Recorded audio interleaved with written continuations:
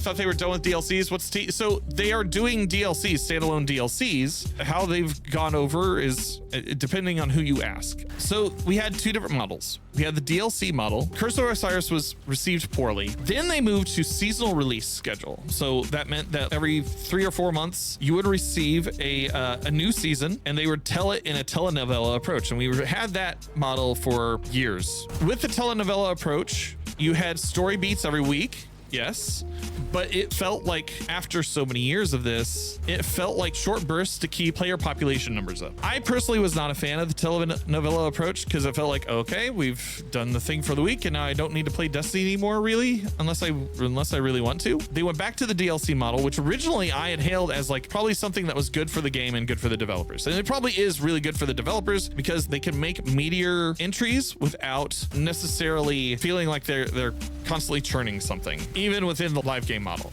Edge of Fate was the first of the DLC model return to come out, and instead of the game and the activities that just came out being the main focus, it then became power leveling, and power leveling within this portal that was introduced as the main core of the activity in Destiny at this point, with the promise of, hey, DLC over DLC, you're going to have to regrind up to 500 light with every coming DLC, which is not something that we've really had to do in some time. I can't remember which DLC they did away with that in the stretch of Destiny the game, but it has been a while since we've really had to progress that far over and over and over again. And there's really no point to the power grind. It is number go up for a large portion of it. At this point, having returned to the DLC model, I want to see what happens with Renegades. I want to see what the portal looks like in Renegades and how much they have to fix or not fix of that going into the next year. The player base is already like down quite a bit, partially from fatigue. Some people have been playing this game for 10 years and should probably have been playing other games as well. I think partially the mishandling of business by the previous CEO of the company has led to some bad decisions and then threats from Sony. So I don't know. The future's unclear. So Matt,